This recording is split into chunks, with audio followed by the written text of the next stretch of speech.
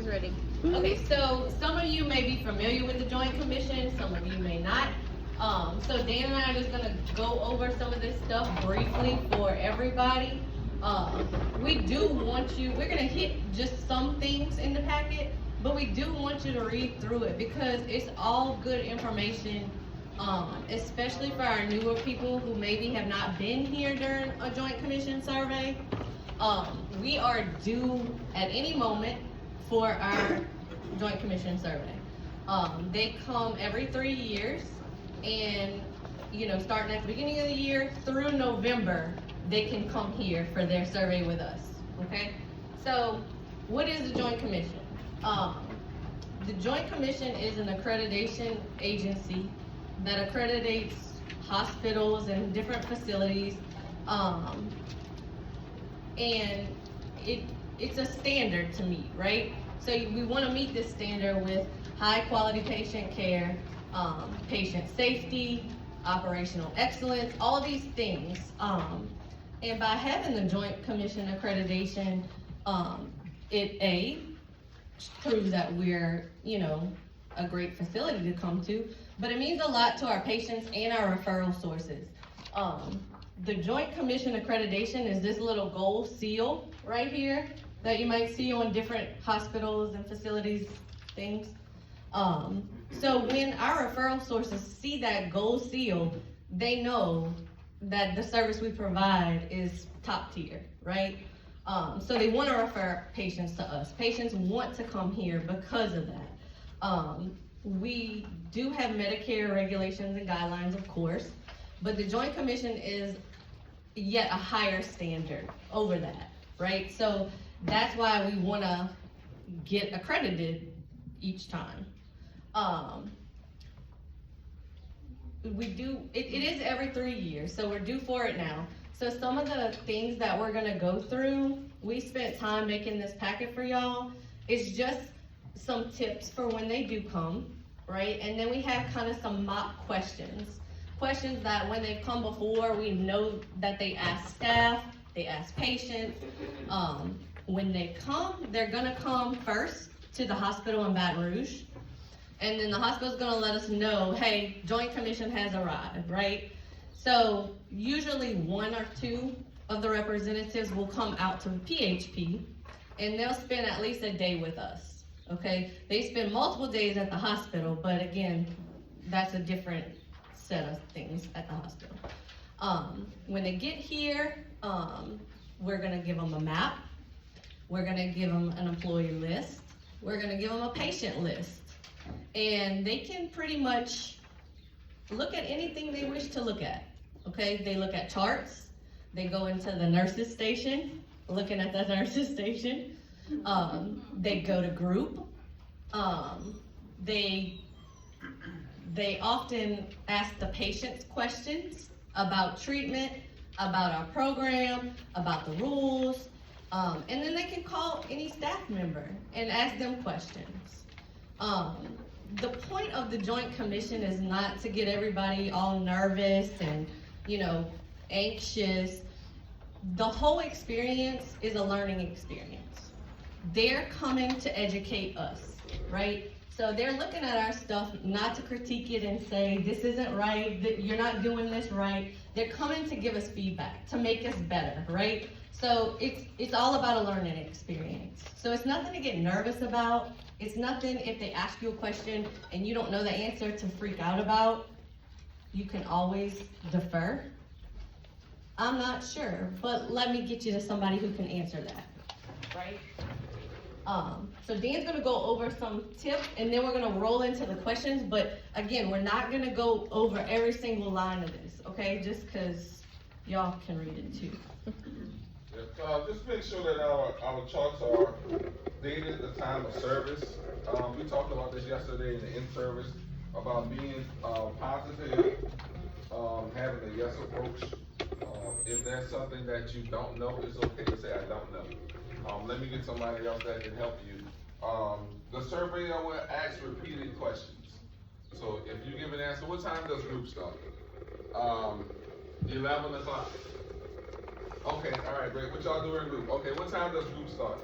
or 11 o'clock. They may ask you the same question over and over. They're not trying to trip you up. What they're trying to do is find out if everybody's on the same page, if it's fluid, and if we can trust you. Basically, that's what it comes down to. So don't be afraid. If you don't know an answer to a question or you don't understand the question, excuse me, Miss Sue, can you restate that question for me? Sure, I'll restate it to you. And they don't have any problem with that. We want to make sure that we're participating when they ask us something. They may speak with us as a group. I'll tell y'all when they first come, they're probably going to meet with myself, Jesse, Jolanda, Andre, Amanda, Darielle first. And then they'll branch out and start asking questions. They can meet with whoever they want to. So it's very important for us to make sure that we have consistency. If you have one patient that say we do something at such and such o'clock, and another patient say they do it at a different time, well, okay, well, let me see that chart, because there's something not right. They can pull basically anything we have if they want to see it. It's our best interest to let them see it. A lot of times we had a nursing medication issue last survey. It wasn't that we were doing anything wrong, we just didn't know the right way to do it. So we had to change some policies. They will ask if you are a tech or a nurse, and maybe even a therapist too. They will ask, what is the medication protocol? We have a double identifier for a patient to get their medication. What if the patient don't want to tell you their full name? They should have an ID card from the case managers that they get, and they have to show it. Do we administer medication? No, we do not. The patients take their own medication. And I don't want to go too much into the questions. Use some clear language. So the surveyors are not here to see how smart you are, because they don't care about the smartness, they care about us following the policy that they have.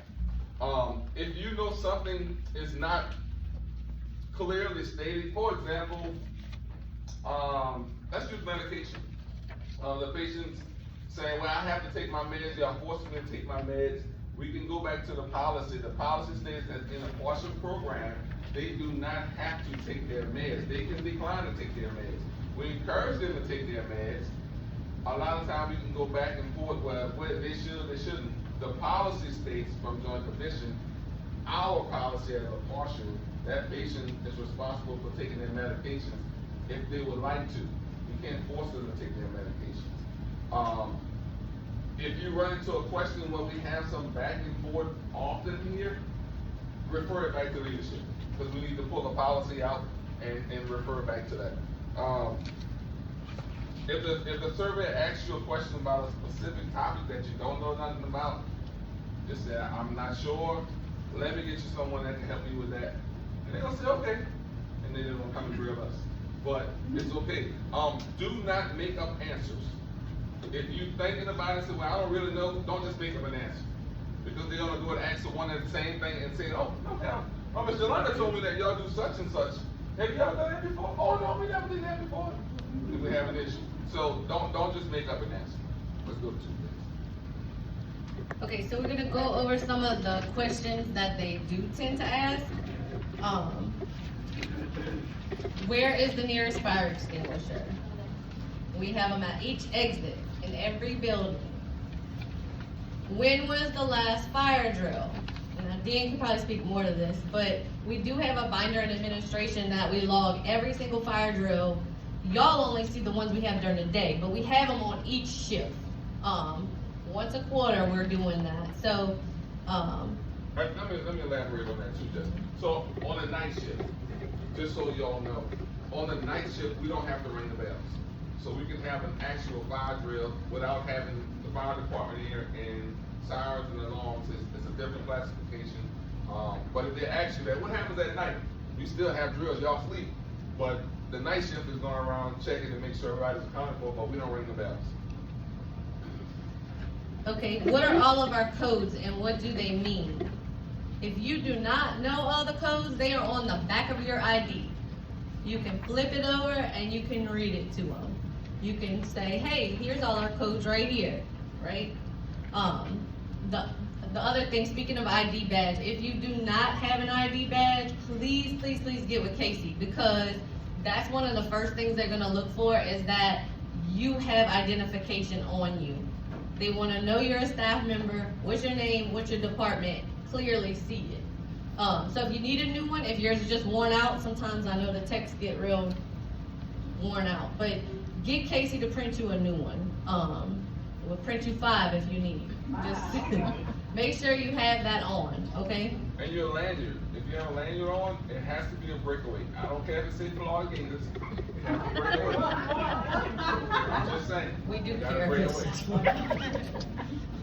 Yes, we do. Communication devices. What's your communication device, right? Do you have your walkie-talkie? What channel do you put your walkie-talkie on to communicate with other staff members? Incident reports. They do ask about incident reports. Where do you get an incident report? Where are they located?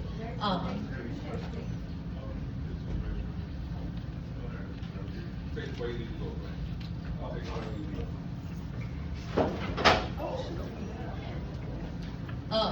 Like Dan said, groups, they're gonna wanna know the start time of groups. This is why we harp on starting group on time. Because if we're consistently starting group late, the patients think, oh, well, groups might start at 9:05. It doesn't, it starts at 9. How long do your groups last? 50 minutes to an hour. 50 minutes to an hour. Another reason we always harp on keeping them the whole time, not letting them out early. As it is, it takes us a while to call roll, especially in the big groups. So, that eats up some of the minutes of the actual 50 to an hour. Where are gloves located?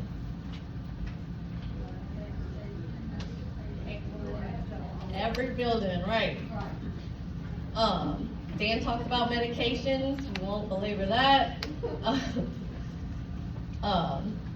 Okay, how are the patients educated about their medications? If you don't know, who would you refer them to? Correct. SDS, I know y'all sick of hearing Dan talk about all that. Safety data sheets, where are they located? Where are our PMPs located? For that answer is above my head, at my desk, above my head. What does PPE refer to, and what are examples of it? Do we provide it for you? If so, where is it located? Do y'all know what that is? Okay. What that includes?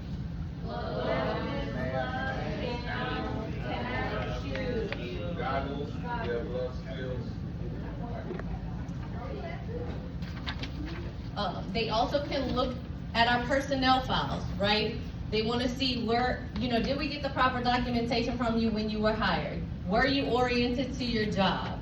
That comes in many forms. You meet with HR, that's a general orientation. Then you get into your actual department and you have your orientation into your department, your training, all that stuff. So they may ask questions about all of that. How did that look like? What did it look like? They may talk about education. Well, you're getting educated right now. We have monthly staff meetings with education, and they may ask too, what are the education topics that's talked about?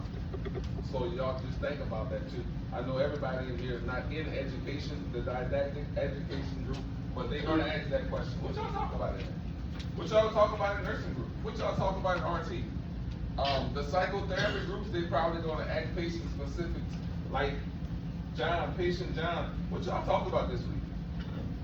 If we watch the movie, keep going, Jess.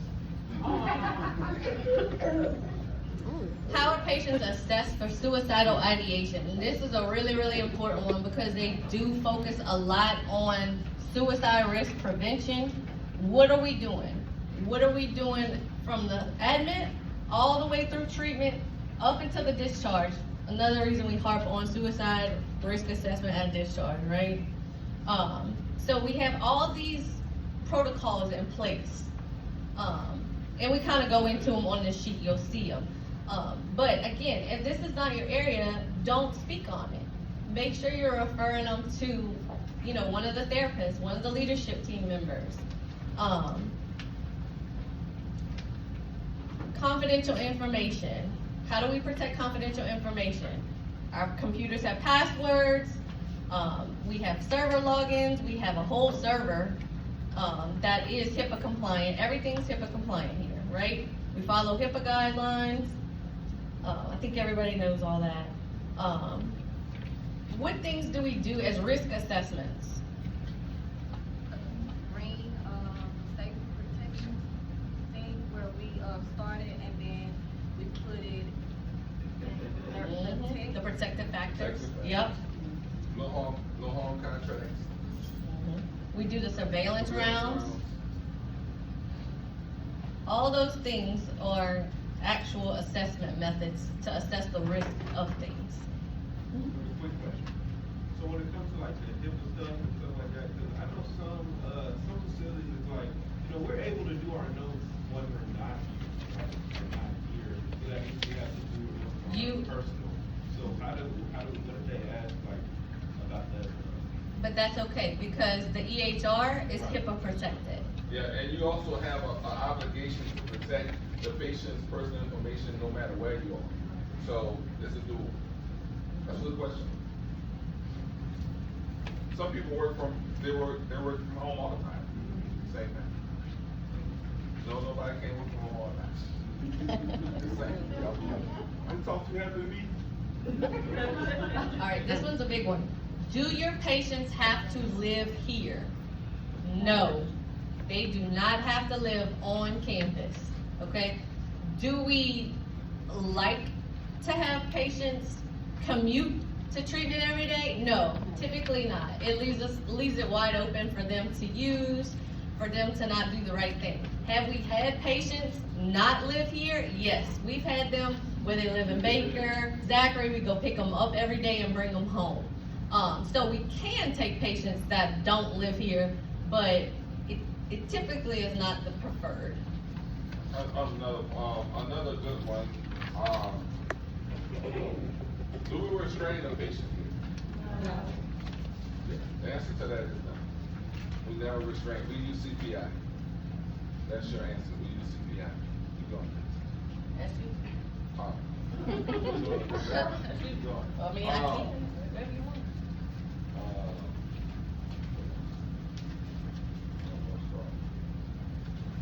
Our patients can see the psychiatrist at least every other week and 18 days research as needed. With the research, y'all was struggling with these HMOs, research, doctors here, doctors on vacation. We gotta make sure we're on top of that, cause sometimes they look for little flaws like that. Oh, this is day 19, y'all missed one person, so we're gonna go back and look at the last charts for the last 4 months and see who else there was. Just be mindful of that. Can the patients deny seeing the doctor? Yes. They can. Under what restriction? They can deny seeing the doctor if they're requesting to get another doctor, but they have to be seen by a psychiatrist to remain in the program. So yes, the patient, well, I'm not gonna see the doctor today, okay. Normally, we try to get the patient to see the next doctor that's available, but that patient can't stay here without seeing a psychiatrist because we still have research, we still have psychiatry, we still have things that we gotta keep on top of. Treatment team staffing. That's another one I think just they start on, making sure that the doctor signs their orders and the doctor signs that they saw that patient and the therapist signed and RT signed, saying that they were there and active in that patient's treatment. I think last time they were here, they kind of went through a couple of charts to see if everybody was on board. Basically, all they're saying is we all were there, we all agree, and the patient signed. I know sometimes we rush to try to make sure the patient's signature is there, but we need to make sure that everybody signed on that. Here's another big one. It's not on the sheet yet, but I just thought about it. Where the kitchen is, behind the kitchen, Well, the barbecue grill that Andre don't know what he's doing with. Right over there. There's a main cutoff. There's a main electrical cutoff. There's a sign that says electrical cutoff. If you look right outside of this door, where I park sometimes, there's a gas line cutoff right on side of the nursing building. They may ask you, if something happens here, we have an explosion or we run out here, power issue, where do I cut it off? That's your two areas. If they ask you where do we cut the water, we have a water issue at the main road. That's your answer. At the main road. And we just gone over a few things. They can answer a little bit of everything. I'm pretty sure we're not going to cover it all, but hand hygiene. I know some of y'all get frustrated to see Andre, but that's right. The last survey, they spent a lot of time on hand hygiene, and we made some changes to make sure we were compliant. A lot of hospitals are getting dinged for not having good hand hygiene. Here's why it's so important. If you are really, really sick and you go to a major hospital, like for example, I'm using Lane. I'm not saying nothing wrong with Lane. Well, y'all trying to just saying, using Lane for example, and your nurse hands are not clean, and they give you a shot, and they touch you, you can be infected. So I know modern day folks use gloves when they're giving out shots, but suppose they don't. We want to make sure our hand hygiene is up to par. Andre is not doing that to be mean. That's a part of the standard, and Joint Commission is spending a lot of time on it. Go ahead. And your fingernails. And your fingernails, yeah.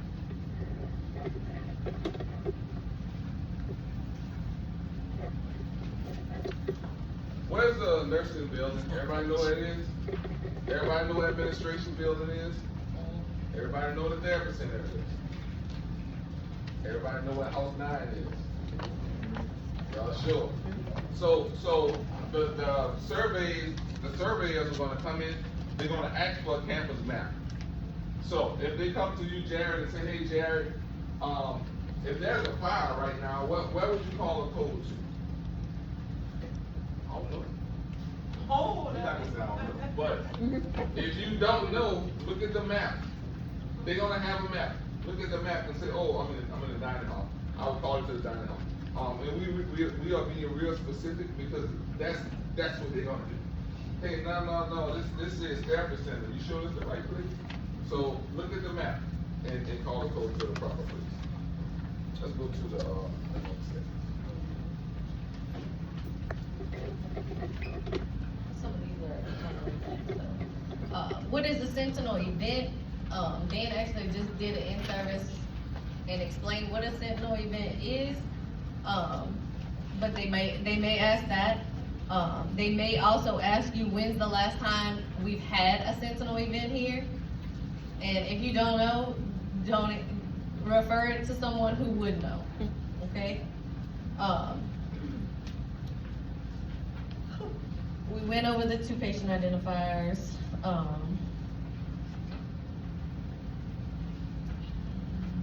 Okay, the do not use list of abbreviations. Amanda just looked at that and updated it. You can find those lists in nursing, medical records, and employee support. These are abbreviations that we are using in the chart. There's a do not use list, and then there's an approved list. So there's 2 different lists, and they all should be posted. So you can also refer to them to the area of where it's posted, so they can see that we do have it for reference, okay? Consents, again, those are obtained by the case managers. They do that upon admit. We also actually have them sign consent with the text when they arrive. That way we're double covered.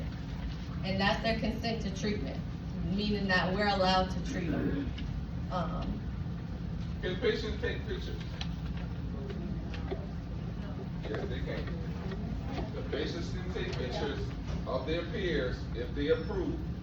We don't condone that, but legally they can.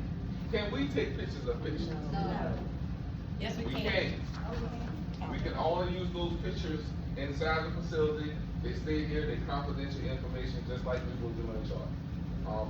We don't condone that, but for example, for RT, for the fashion shows, you know, we take pictures of patients. We just can't use those pictures for personal use. No, so we had a question, we had a good question. Bro. Alright. Are all relevant treatment records assembled when the patient is receiving care? Yes, we gather all the patient's records from the referring facility, that's the referral source, the hospital that they came from. And then including their current admission,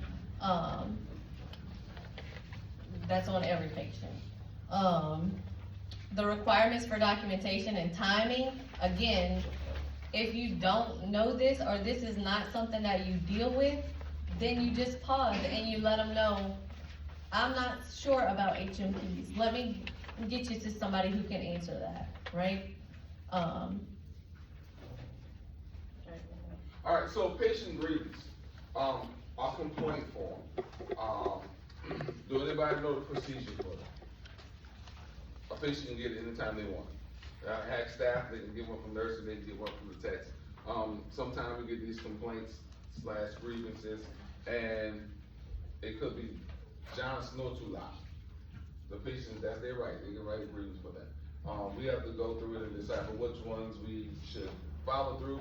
A lot of times the patients say, well, don't worry about it, I just wrote it, y'all got it solved, and we go ahead and discard the comment or grievance, but we keep it on file, we don't throw it away. So how's information shared into the department look? Treatment team staffing in the morning, staff meeting, teams text. Oh, while we're talking about this, here's another question. If the surveyor asks, do you ever text April about her patient? No, You will say no? on Teams. Alright, I like it. So yes, I do text my coworker about her patient, but we text through Teams, or we email. Please specify, I can't say, yeah, I text her. So that's personal. Remember, it's always business. So we text through Teams, or we email, or we talk directly.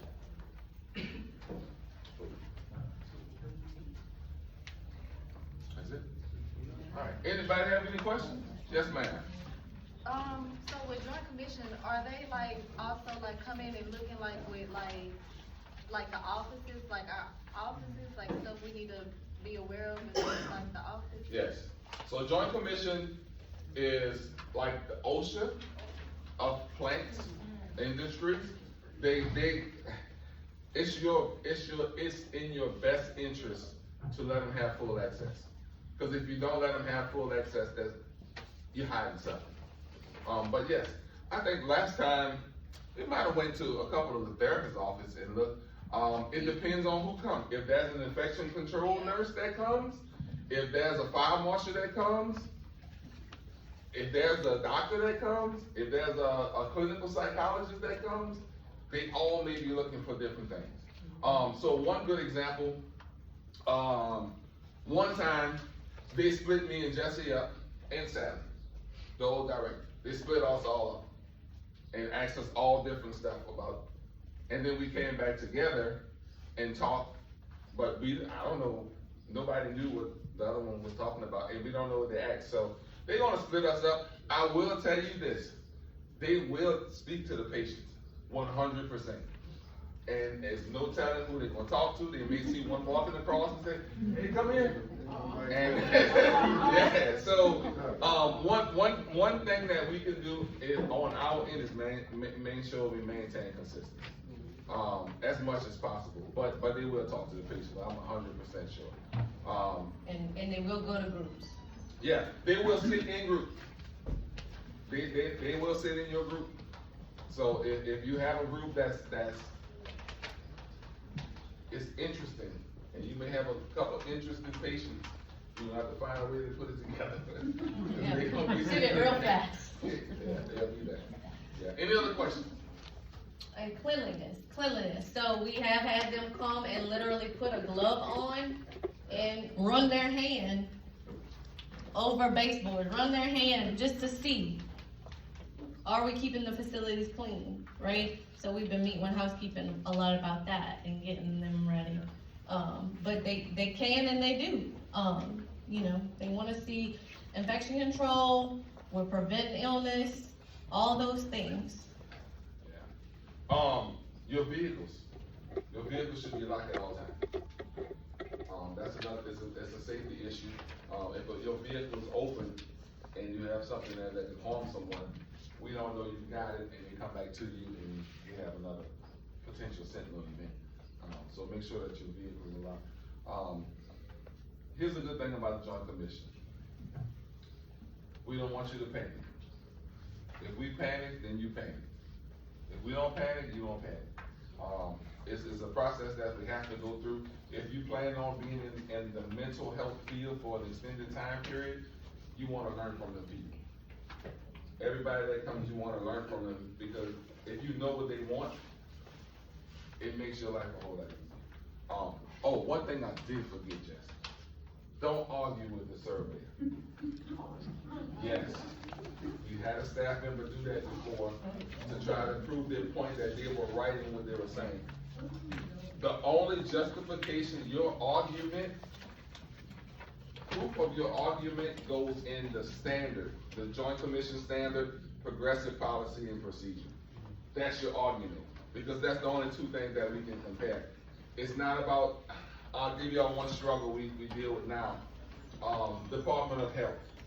The health inspectors that come, they basically want the same thing, but some of them want it a little different than the other. We know that that's not what we were trained, that's not what the rule is, but if that's what they want at that time, hey, if you want the salad to go on second shelf instead of third shelf, fine. We're not going back and forth about it. But if you are justified in your yes, make sure you have a policy that we can back that up. If not, if they tell you to do it a certain way, let's do it a certain way, we'll deal with it then. Yeah. So, you have anything else? Questions, comments, concerns?